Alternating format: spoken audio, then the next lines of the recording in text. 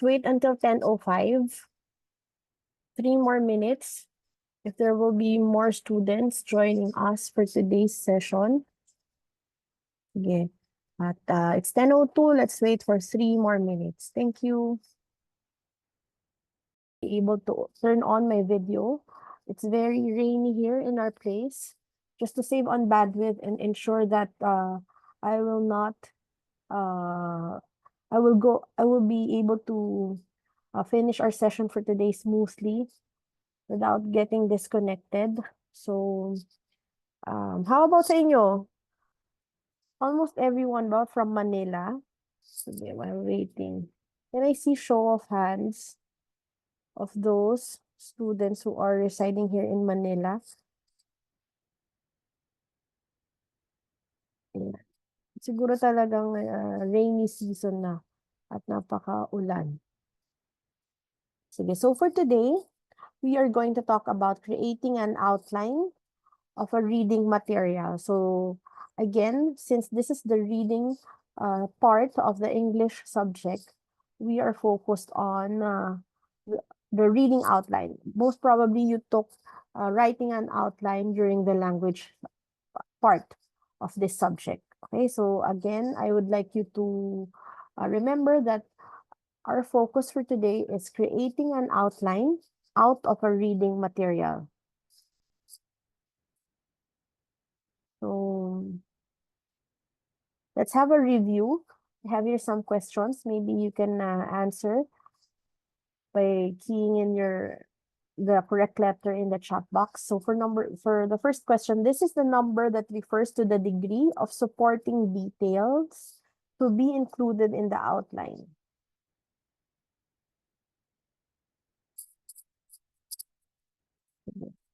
Kindly answer.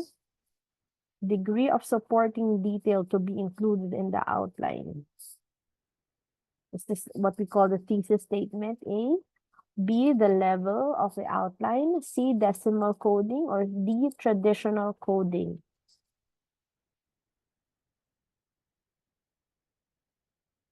Okay, sige, go ahead, Gabriel. Letter B po, level. The levels of an outline. Good. So number 2 question. How many sentences should the thesis statement have?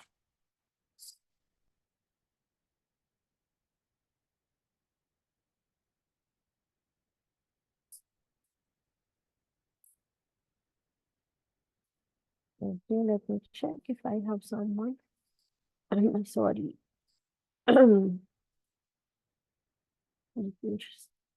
This one.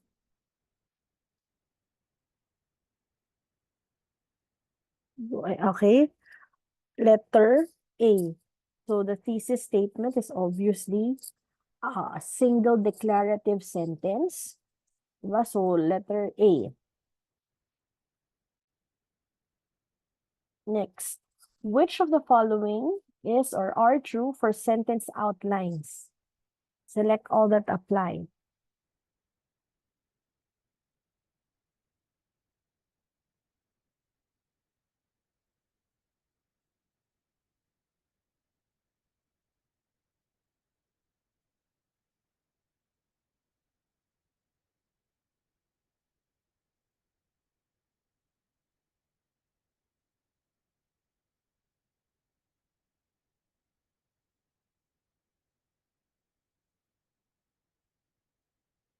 Okay, let me check. Those are answered. Letter A, B, and D. Okay, sige. The correct answer for this one is, actually, obviously A is the correct answer, but the thesis statement is a complete sentence. And then the next answer would be letter C. Each item in the outline can be one or more sentences. Because sometimes, yun nga, so long as it's a complete sentence. Pero your entries could be one or more sentences per item. And then, yes, in writing an outline, we can also use the following headings, yung intro, body, and conclusion. Pero for what if it's a topic, sorry, for an outline that the themes are created by are provided by the author. So sometimes it could vary also. Pero by default, we could use intro, body, conclusion as main headings as well. Next, which of the following is or are true for topic outlines? Yung kanina, first sentence outline, this one is for topic outlines.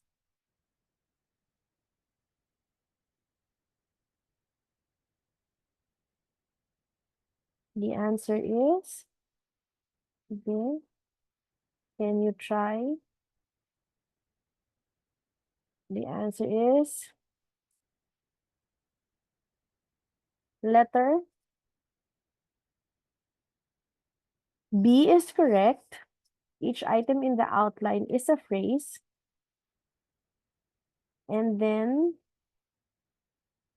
pero we cannot, not letter C. Kasi for one entry sa isang phrase, topic outline, you cannot use or come up with another phrase, diba? Or put two phrases in a single entry. So B is correct. Letter B is correct. Okay. Next. Okay, I have here an example. So just take a look at this example, and my question for that based from that example is, what is number 1? What do you call that? Is it A, the main idea, B, the thesis statement, C, the title, D, or coding? Itong number 1, understanding computers. We call it that is a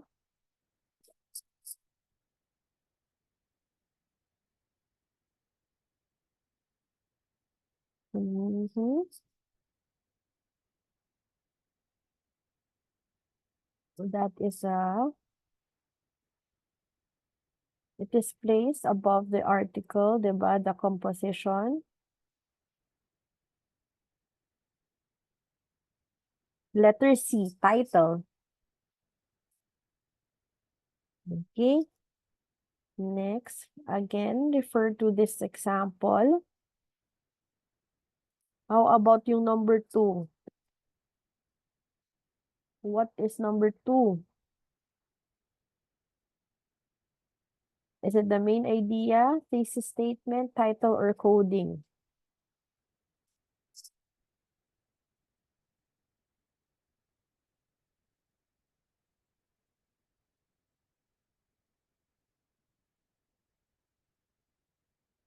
Yes, it's the thesis statement. Good. I think this is the last question. How many levels does the outline have?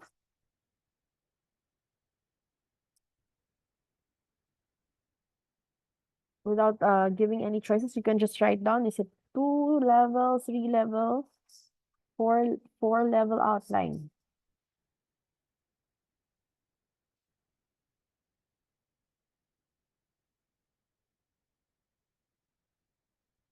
The answer is 3 level outline. We refer to the level as the number of entries. Diba I asked that a while ago. So level 1 is Roman numeral 1 and 2. And then level 2 is your A and B. And then 1 and 2 would be your level 3. Okay? So a reading outline is a note-taking tool for analyzing the content and organization of an existing, take note of that, reading material.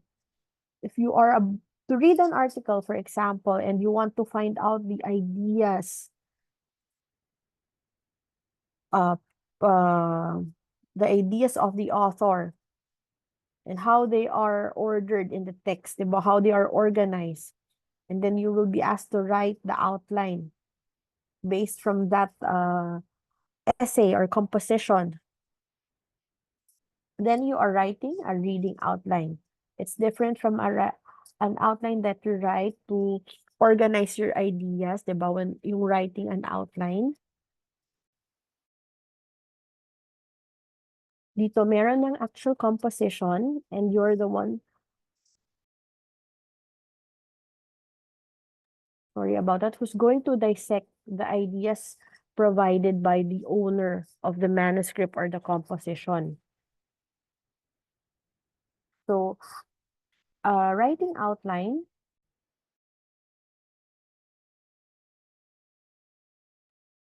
is a pre-writing tool for planning the content and organization of a paper to be written. So as I've said, if you want to write an article and list your ideas on the topic you want to write about, diba? And you want to ensure that you will capture all the main ideas and provide appropriate details and supporting details, diba? So you will come up with a writing outline.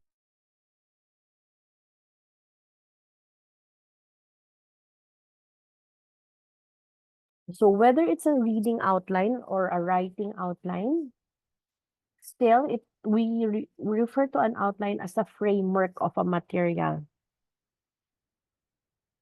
It's an abbreviated picture of the parts of a paper. So it could be a writing or a reading guide. We write an outline so that we can fully comprehend a reading material or get the reading's essence. Because if I will show you this example on the next slide, diba? This is just one composition for a very long paragraph. Pero if you compare it to this example, which is easier to remember? Diba? Obviously, the answer is this second slide. Okay, it's generally easier to process the information being presented to you because it shows you already the hierarchical relationship, diba? Or the linear relationships of the ideas. You know that for level 1, those are the main ideas, diba? Tapos for level 2, those are the supporting details. Yeah, we refer to it as a parang framework, an umbrella, showing you the relationship of the ideas in that composition or essay. But I'd like to review the different principles of outlining. I know you are all familiar on coming up or writing an outline out of a reading material. You've practiced this already several times in your senior high school or even during elementary, siguro yung basic, diba? However, it is, ano ba? Don't want to use the word disappointing, pero a bit alarming. That's I have students, not just few students, but I have considerable number of students who are already in their senior year in college that are not so familiar with some different rules of outlining, whether it's a reading outline or a writing outline. So it's good that we will be reviewing all these principles to refresh you sa mga dapat do's and don'ts in writing an outline. Number 1, the first principle of outlining that I'd like to discuss is the principle of parallelism. Diba? So ideas are constructed in similar grammatical structure or format. What do we mean by this? Diba? Siguro yung most basic would be sa structure, when it comes to structure. we have the topic or the sentence outline, but we do not combine those two. Diba? Yes, admittingly, it is impossible or difficult to do this, to stick to this rule or principle all the time without compromising the accuracy of the content, especially if you're writing reading outline out of an existing material. Okay? Pero we just want yung pinaka-basic rule of thumb is at least strictly observe yung rule of parallelism. Even under the same heading lang. Okay? So, sabi natin for structure, parallelism refers to requiring that all the ideas in an outline is expressed similarly, di ba? When in terms of structure, dapat sentence siya all throughout the outline. It's a sentence format. Kung phrase outline, consistently phrase outline. If you combine those two, minsan may ganun tayong tendency that will be very informal. Okay, so you do not submit an output to your instructor who's asking you to come up with an outline tapos combination ng sentence and the phrase outline. Parallelism sa type naman, in terms of type, remember that use declarative sentence consistently or infinitive phrases. Okay, ito yung may to, ganyan. To walk, to write. Pero if you started with a sentence, dapat consistently all throughout the outline sentence siya. Pag yung verb tense also, if you use the past tense of the verb, tapos phrase outline siya consistently, or the entire outline dapat past. Ganun rin in the same way if you use the present tense. Okay? Sabi natin may challenge talaga, lalo na if it's a reading outline, you're not the author of the manuscript. Sometimes it's very difficult to be strict about this for all throughout the essay, pero yung minimum rule of thumb, at least per level, try your best na maging consistent and follow the principle of parallelism. So I have here an example. Diba?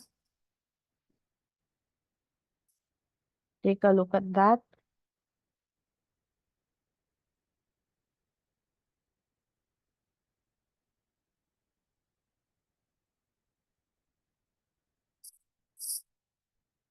Okay, so that example obviously violates the principle of parallelism. Sabi natin, if you, ito na lang, let's look at the level 1 muna. Roman numeral 1, 2, and 3.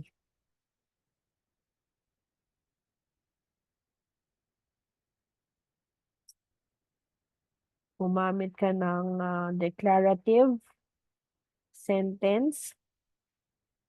Diba? Tapos, pero ito interrogative or in question format. What are the types of outline? Tapos ito ay declarative sentence.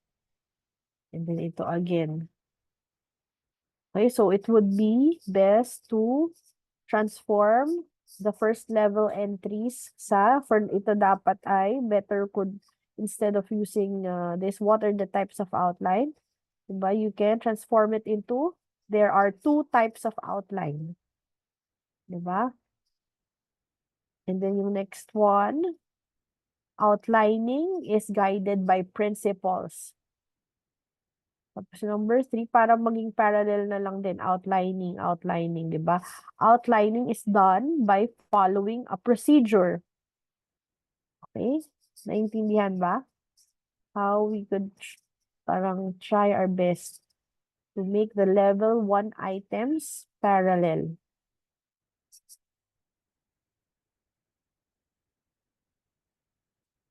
Tapos dito sa combination sentence and then ito ay topic lang. So sabi natin siguro, how do we transform this?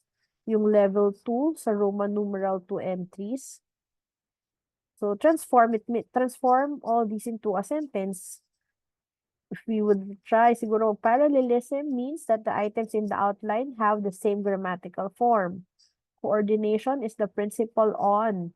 Subordination is defined as. So division is, ganyan, okay? So that maging sentence siya.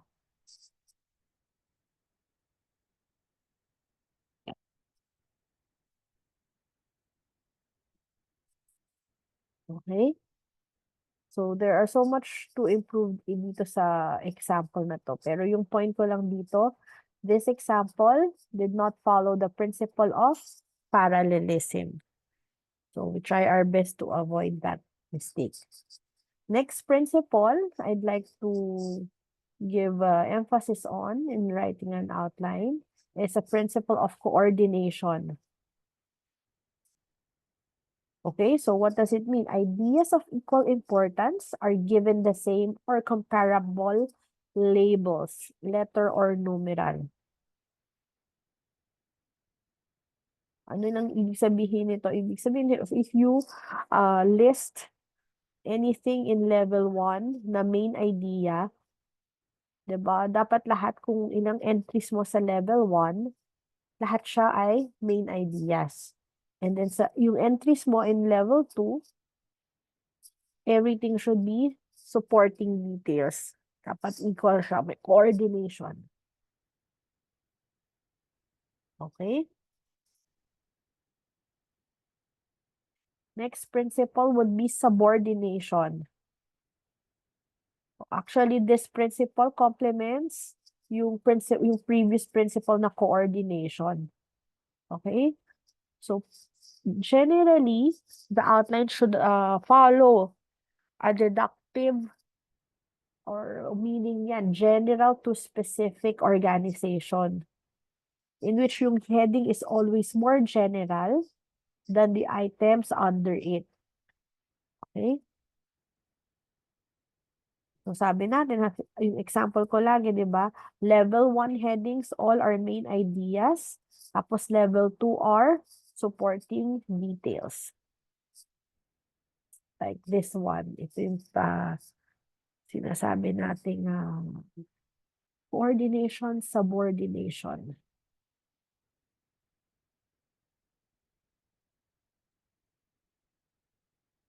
Okay, even the way you write your outline. Sometimes yung indention, kinakalimutan na medyo tinatamad na ayusin yung format sa Word. Pero kasi yung indention na yan, very important because it denotes the level nung idea mo, di ba? Kung siya ba ay second level, third level, or up to fourth level. Very specific na yung detail na yon. Okay? Ang gist dito ay the more specific the ideas are, ito yung further indented or position. Okay? So main idea, you have your sub-idea, detail, tapos sub-detail pa. Ayan yung principle of subordination from general idea all the way to the most specific idea. Okay? Kaya yung indention, huwag siyang baliwalain. Huwag niyong pagpantay-pantayin yung levels. Diba may mga student, yung level 1, level 2, lahat pinagpapantay-pantay to the left, aligned to the left. Yung simpleng ganong bagay ay parang major error in outlining. Okay? So again, ito yung level 1, all your main ideas. Pag 2-level outline, kasi yung iba, would you believe, pag sinabi kong write a 2-level outline, akala nila, meron ng Roman numeral 1 and 2. Ito daw yung first level, ito yung second level. Tapos, they try to fit in everything doon. Pero when we say write a 2-level outline, di ba, yung ideas, meaning yung indention mo. So, Kahit ilan pa yan, Roman numeral 1 to 6, tapos basta umabot ka hanggang sa mga subtopic, yun ay 2-level outline. Are we clear on that? Maybe most of you are familiar with that, pero yung iba baka ay nakakalimot. So when I give my students an instruction, so this is the essay I want you to read and then write a 2-level outline out of that material. So, akala nila talaga Roman numeral 1 and 2 lang. Hindi, di ba? Yung level ay yung levels of subordination ng ideas. So, ito ay example ng 3-level outline. Okay, you have your main idea, your subtopic, and then supporting detail. Okay, hope we're clear on that. Next, the principle of division. Ay, ito rin. Very common mistake of students also. Ideas should always come in minimum of pairs. Okay, uulitin ko. All entries at different levels, kahit level 1, 2, 3 yung outline mo, ang entries mo ay dapat minimum of 2. Dapat pairs. Okay? But do not get me wrong na. This doesn't mean that you are limited to only 2 ideas per level. You can definitely have more ideas per level, but fewer than two is really a cardinal sin. Okay? Sabi nila, you cannot have 1 without 2. You cannot have A without B. Diba? Ay, naku, nakalimutan ko lang append dito sa deck ko ng mga actual submission ng aking senior students na nagsasubmit ng speech outline nila, pero yung entries nila ay hindi sumusunod sa principle na to. Okay? Basta fatal error talaga sa outlining yung mag-submit ka na that you dismiss or you violate this principle of division. Okay, yan no, yung ganito. You have this entry, third level, first level, second, 2-level outline, tapos may A ka lang. If you really cannot think of another's subtopic, simply delete that entry. So, mag-2 tas 3 ka na lang agad. Huwag ka na magkaroon ng entry dyan.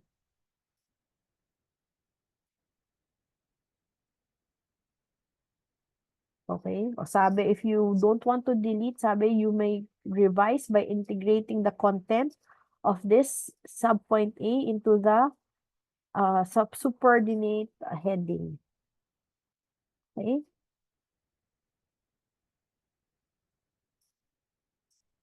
Clear ba tayo dyan? Principle of division. So just some final reminders. No 2 sentences per item. Yes to 1 sentence per item. First, pero this is not very strict kasi you can come up with at least 2 sentences kapag sentence outline. Pero pag topic outline, dapat one phrase per entry. Next, no 2 fragments in a sentence outline. Never write fragments kapag sentence outlines. Only sentences. Okay? No A without B. No 1 without 2. At least minimum of 2 entries per level. Okay? So, yung procedure daw in reading outlining, you skim the text to get the overview of the overview of the content and organization of the composition. And then after that, you read closely so that you can confirm yung mga specific details na.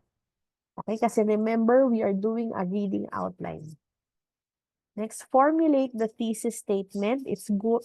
Sabi natin, where do you find the thesis statement? Usually sa first 2 paragraphs. Pwedeng nasa first or last sentence. Yun yung most commonly placement of the topic sentence. However, that's not stand true all the time. So if it is not stated, implied yung topic sentence or your thesis statement, you have to come up with your main idea. Okay? Next, write down primary developers or what we call the main topics. Make sure all your primary developers or main topics are the same value or importance. And then after that, you can now list the secondary developers or your subtopics under each main topic. Again, make sure that your subtopics are the same in value, same in value and subordinate to its primary developer. Use as many levels as you deem suitable to the text. Okay, no one is stopping you sa number of levels. Pero make sure na in each level, at least you can come up with 2 and 3s. Okay? Reminder, avoid the meaningless single subpoint in compliance to the division rule. Stick to one outline format. If it's a sentence outline, follow consistently. If it's a topic outline, again, make sure all the headings are in parallel words or phrases. Kasi mixing the formats violates parallelism principle. Okay? So just a review again, topic outline versus sentence outline. Okay? Topic, sentence outline. Do not mix the two together sa entries ninyo.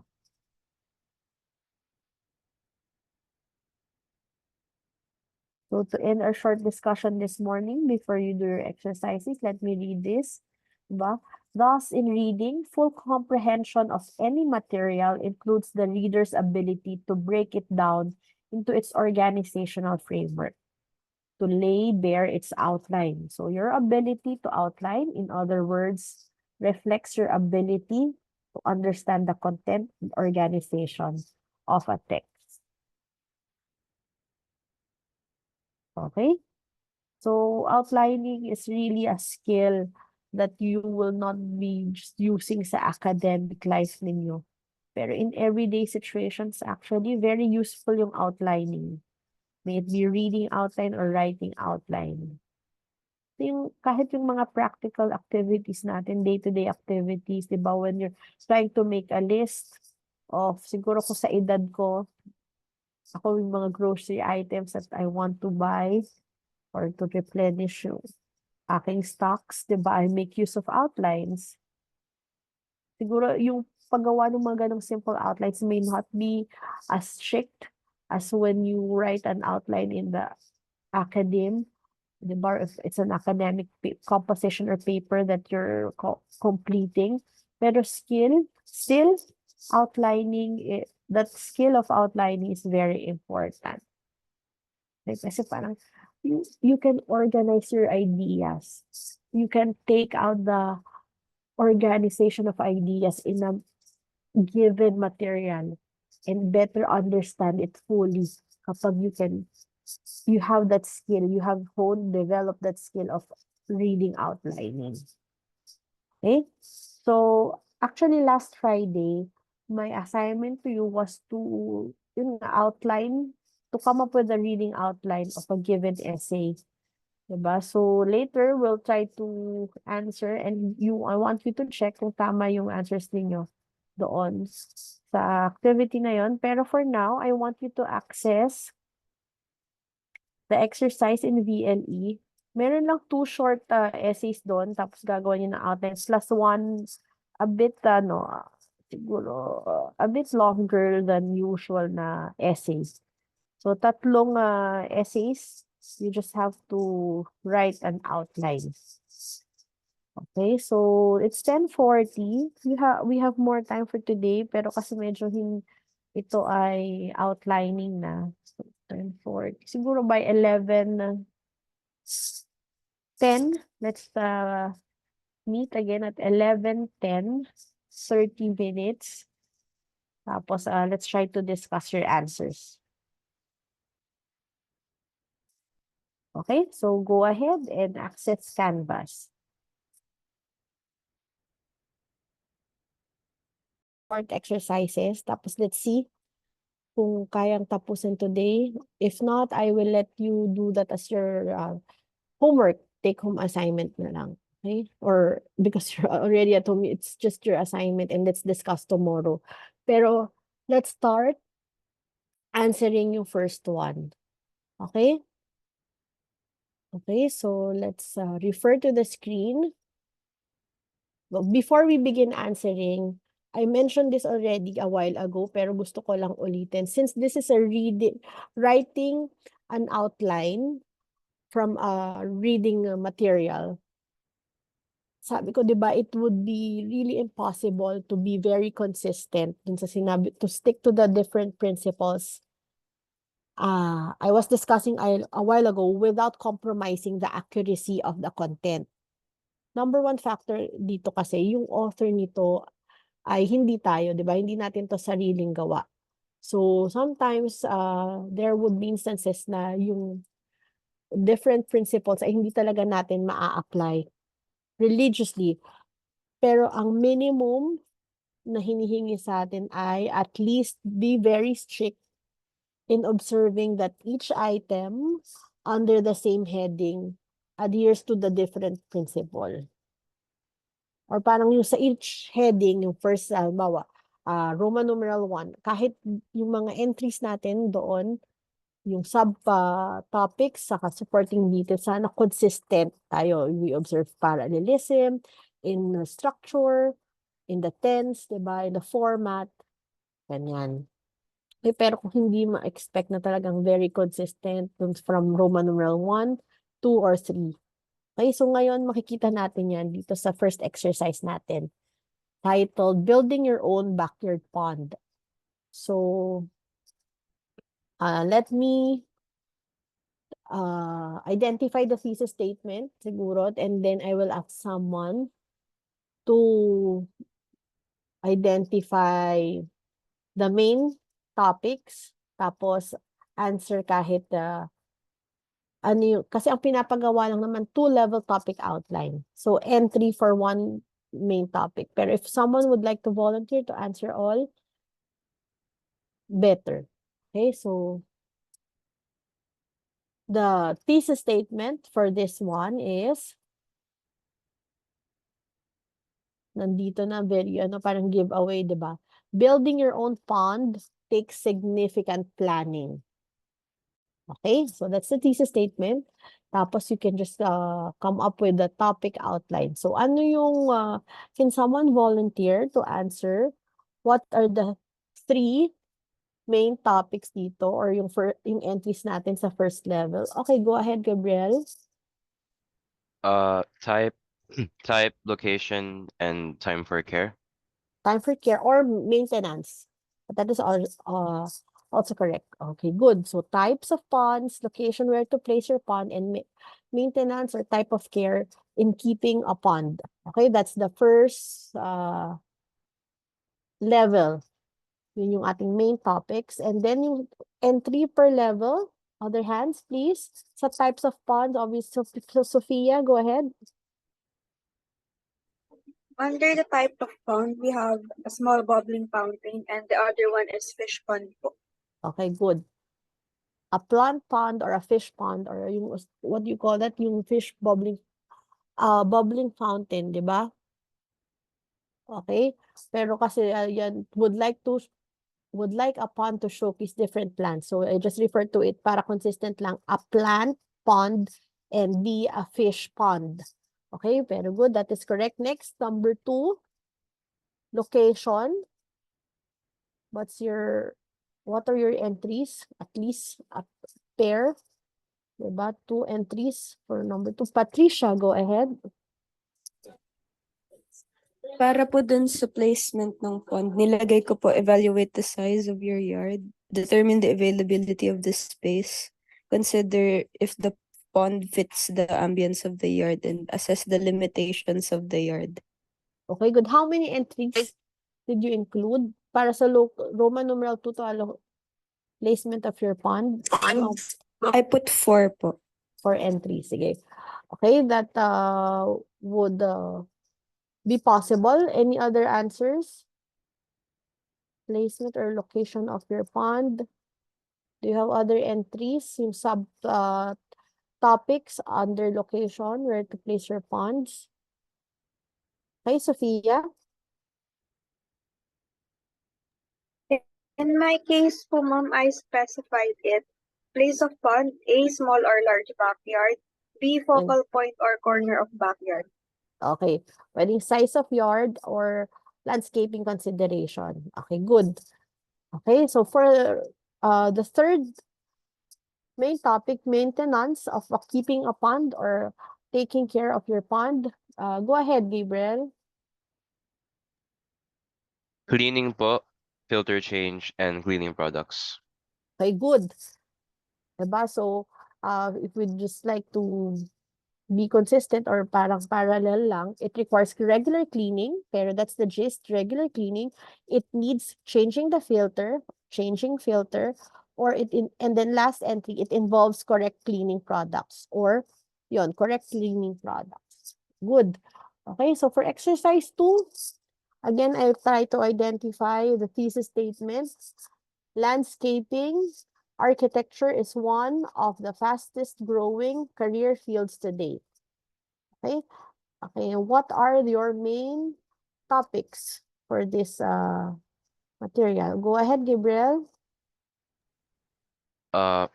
Work, pay, and getting started. This question po, what na po yung parang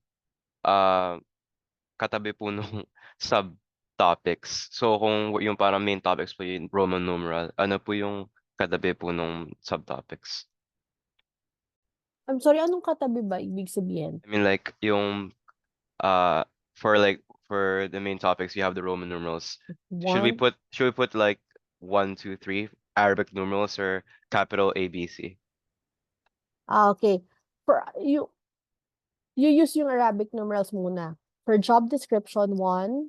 Tapos sa Roman numeral 2, pay. And then Roman numeral 3, getting started. Tapos under each, yun yung capital A. So for job description, correct yung answers mo. Job description, pay, and then you getting started.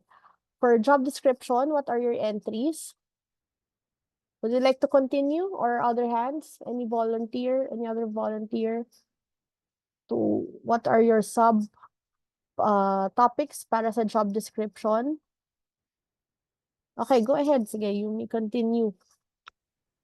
Planning and designing Planning. parks, That's one. And then, areas, and everything starts with planning and designing.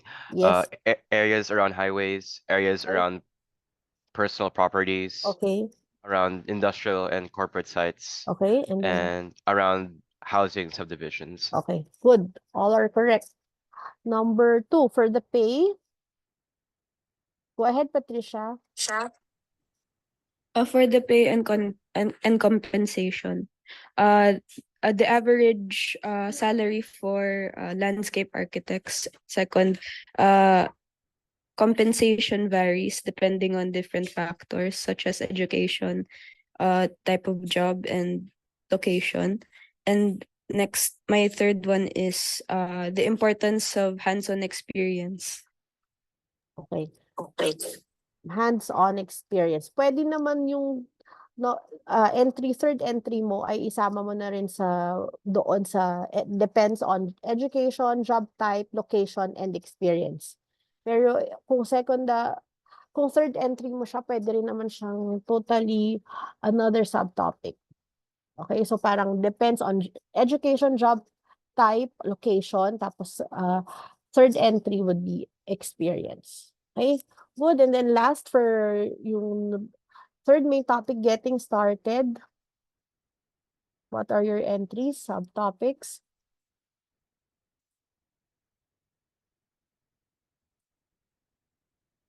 Volunteer, or I'll just answer for that main topic. Okay, go ahead, Gabriel.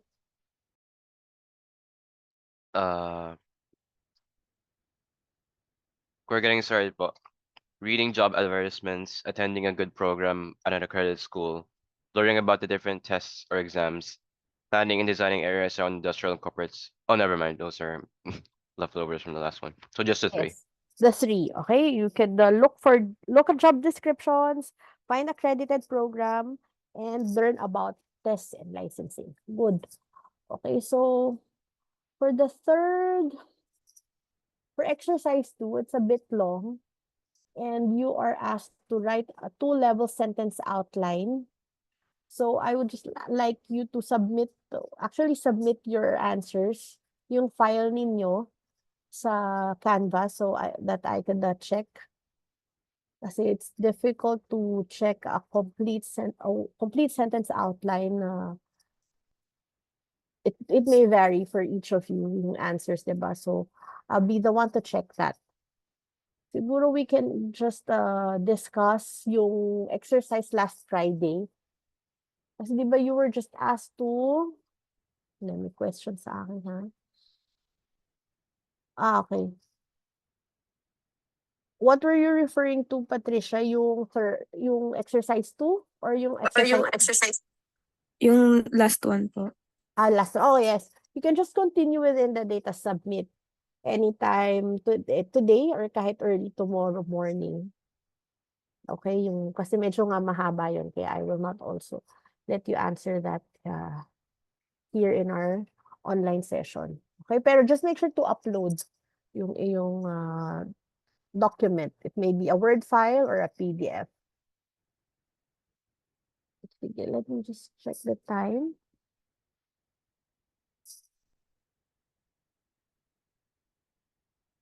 Sige, for today, I will be lenient for you. I'll dismiss you early for today. Pero yun lang yung request ko. Kindly make sure to submit your answers in our Canvas. Go ahead, Gabriel. Hello. Yes. So I already submitted the assignment yesterday, but I don't think I followed the correct format. Should I resubmit it? Yes, you edit can it? resubmit. You can Okay. try at maximum of 2 times. Pero may I know what mistake did you commit? For that I think I didn't make it full sentences, and I added introduction, body, and conclusion as part of the outline. I don't know if that's okay. Wait, let me just check my instruction. Because it said 2-level sentence. I wasn't quite sure what that meant until now. Until today. For that assignment last Friday, wait, let me check. Make sure that for 2-level, yes, a sentence outline with a thesis statement. Sige. You just created a topic outline for that assignment. That was your concern. I think it was more of a sentence outline, but I didn't full commit. If Okay, that makes sense. no problem. Just make sure that you re-upload the correct file for Okay. today. Okay. But let me just Go. clarify. Should we include introduction, body, and conclusion, or should we just go straight with the topics, the main ideas? Actually, just identify the thesis statement and then go straight to the outline already. Okay, thank you. No need to come up with the intro, body, and conclusion. Can we copy the exact sentences, but in the outline format? Yes, yes, yes. Okay, thank you. Thank you. So, for those of you who are done answering the assignment last Friday, so you only have to finish the exercise today, yung exercise 2. But for those who would like to again edit and resubmit what they did last Friday for the assignment, because they realize that they can tweak some more or improve their output, you can do so. Just resubmit. Okay, so I'll dismiss you early today and I'll see you all tomorrow. Are there any questions? Okay. Wait, go ahead, Sophia. Okay, sige, you're dismissed already. Enjoy your lunch. Thank you. Bye, miss. Thank you po. Thank you po.